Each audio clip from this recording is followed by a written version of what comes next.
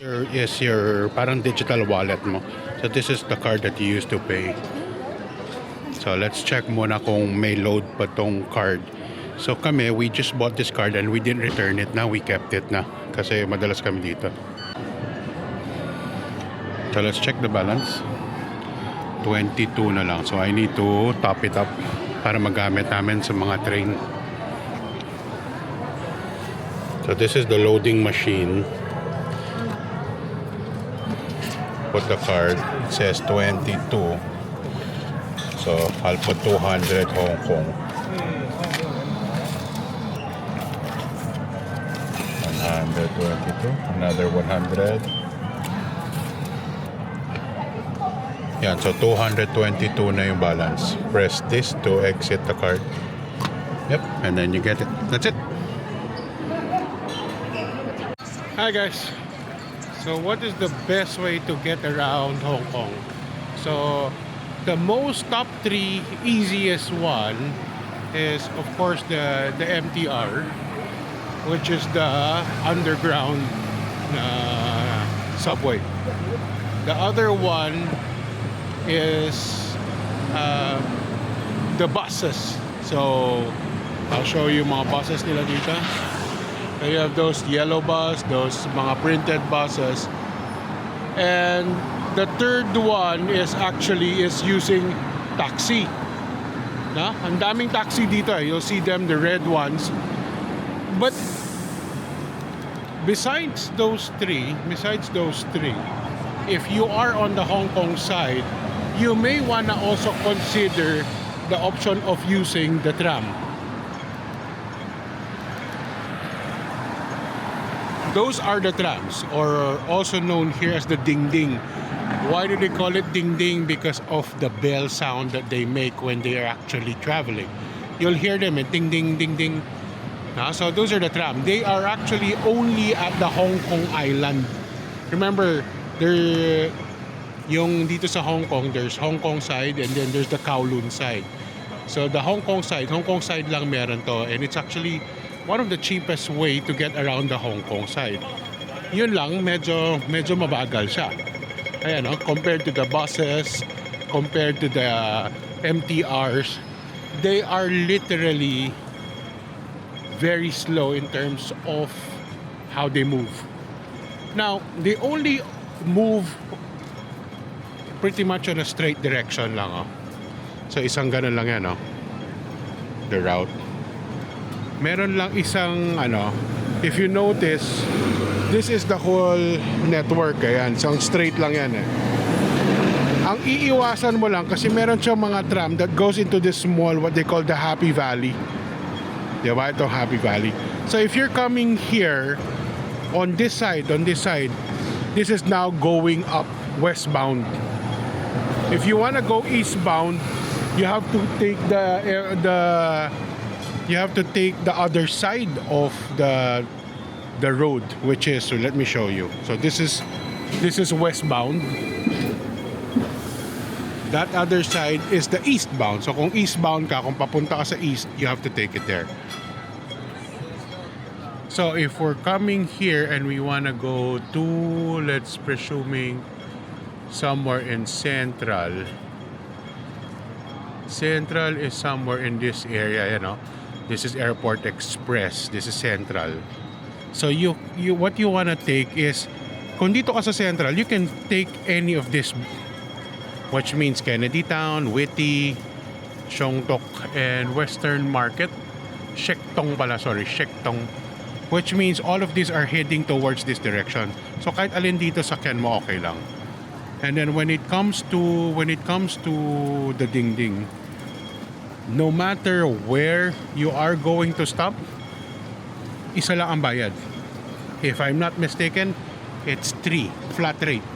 No matter if you're just 1 stop, 2 stop, 3 stop, or all the way here, it's just 3. Kaya nga ito yung mura itong ding ding compared to if you're taking the taxi, the bus, or even the MTR. So all you have to do now is wait for the bus, the tram that is coming. So makikita mo naman yan pagpadating na And then you line up here like everyone is doing. So We are going to Central. So, we are going to go down somewhere here. Makikita mo kung anong station yan. Eh.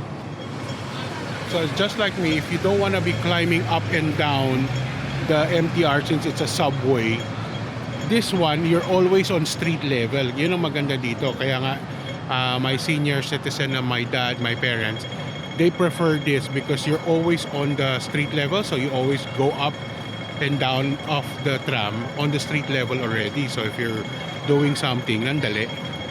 So I'll show you lang once the tram is here. And then let's just take a ride going to Central because I need to do something in the Central. And then I'll also show you how the MTR works and how to do the bus. Okay, see you later.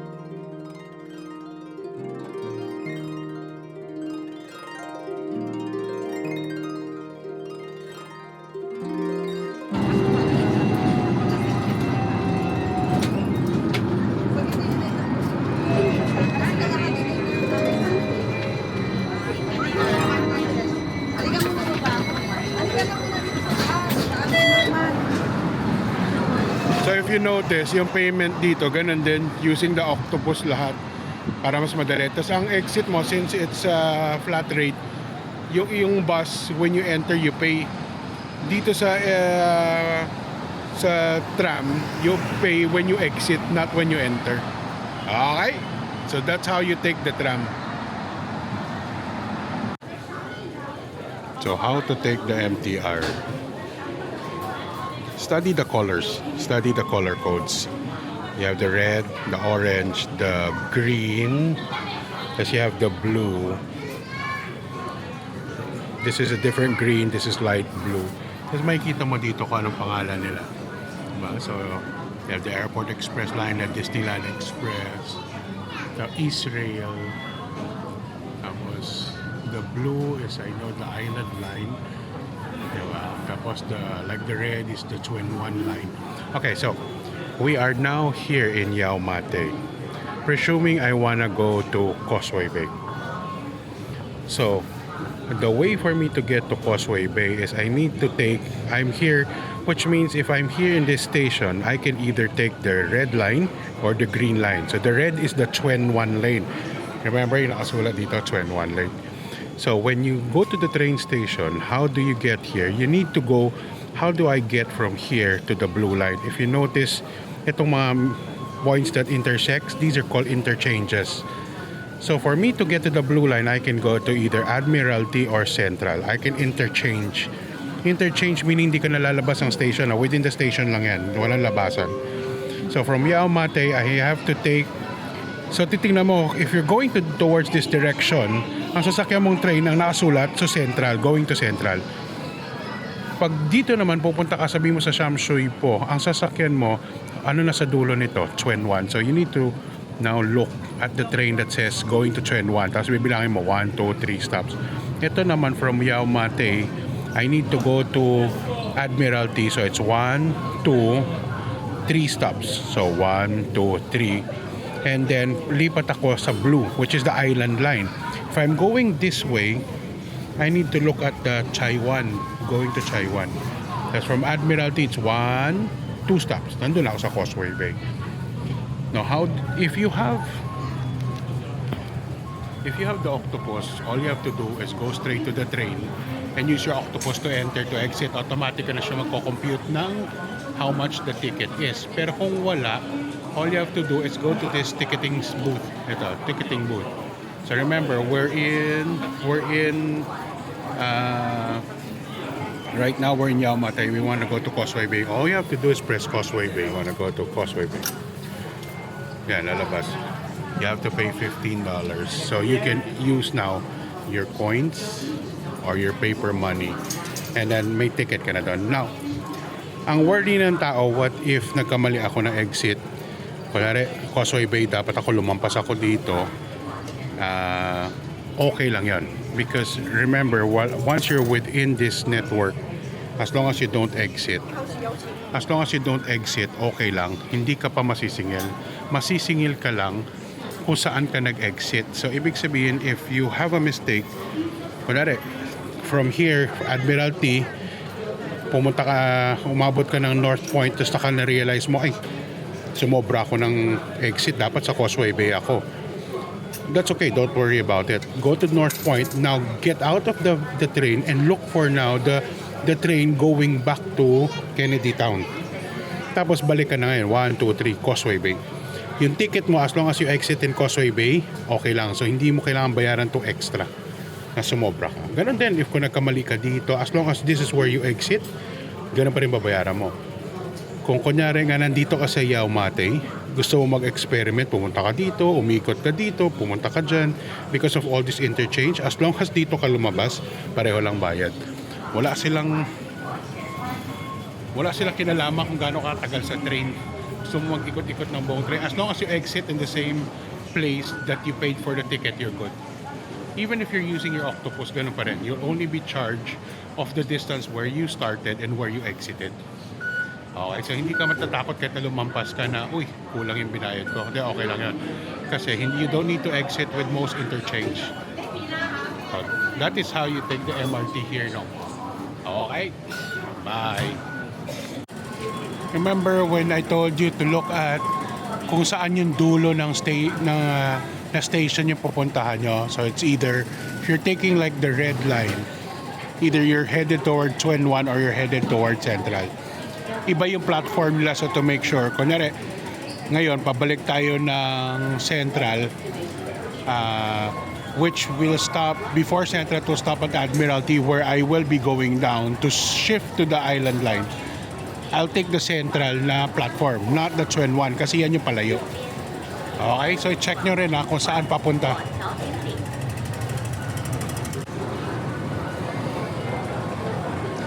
If you notice also, when you're taking the escalator, always stay to your right unless you are moving like what this guy is doing. Dito sa Hong Kong, everybody is in a hurry. So you want to make sure that this left lane is always kept open for those who are in a hurry. So kung ayaw mong naglalakad sa escalator, stay to your right, whether you're going up or down. So you leave the left side open for them to actually pass through pag nagmamadali sila. Ayan, if you can see, it's headed towards Central. We're here now at Prince Edward. So, I want to stop at Admiralty. So, I have to take the train headed towards Central. If I take the train going to Tuen Wan, ayan o, yung kabila, palayo yun. Tapos if you're looking at the lines here, nasa side ka palagi pipila. Yung gitna is so that people can exit first before you enter. So let them exit first bago tayo papasok.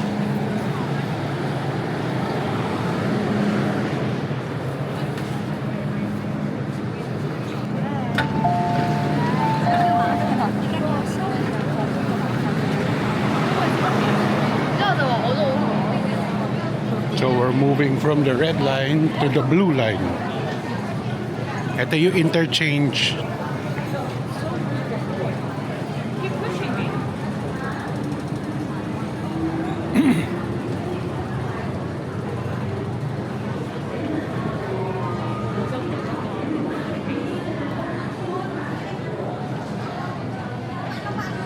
Your Octopus sa MTR. All you have to do is tap it.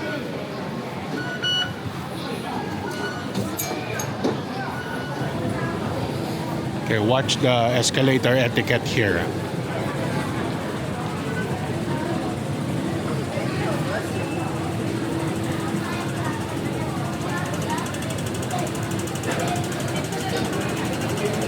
So if you're not in a hurry, stay on your right side.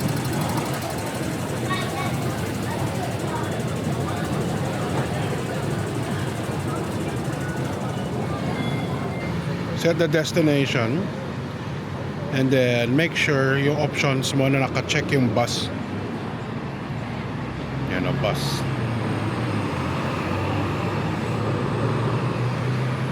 Tapos if you look at the bus, ito yung mga bus. Yan, so we can take this. It says 969, bus 969. So you walk to, ito yung makita mo marami yung mga bus stop. See all this mga bus stop. Yan o, bus stop, bus stop, bus stop. Now look for the bus stop that says 969. Ayan o, makikita mo. There, it shows 969. And then you look at the floor. Look at the floor.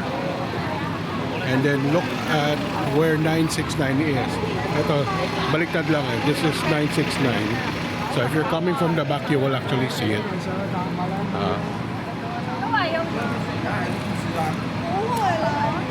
There, 969. Tapos hihintayin mo na lang yung bus padating na.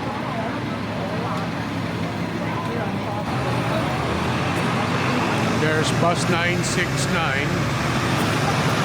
Gagamitin mo rin yung Octopus mo. This one.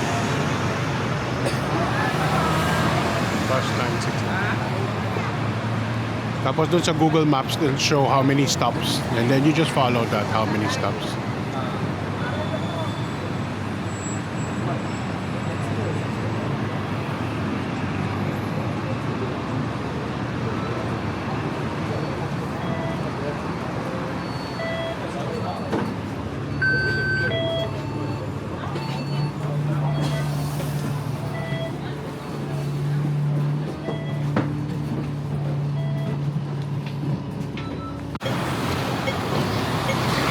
By the way, when you're in Hong Kong, they drive on the opposite side of the road, so they are right-hand drive. So when you want to cross the street, sa Manila, we usually look left. Dito, you want to make sure you're looking right because the cars are coming from your right. So ingat kayo pag tumatawid dito. Kadalasan tao nakatingin sa kaliwa. Pag tawid nila, yung pala yung kotse kaling sa right. So always make sure.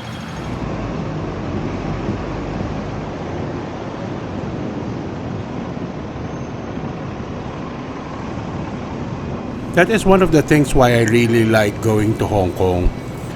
Going around, getting around, it's the easiest for me to navigate. So once again, thank you guys for watching my vlog. If you haven't liked and subscribed, please do so. And I hope these tips will help you on your next trip to Hong Kong. See you around.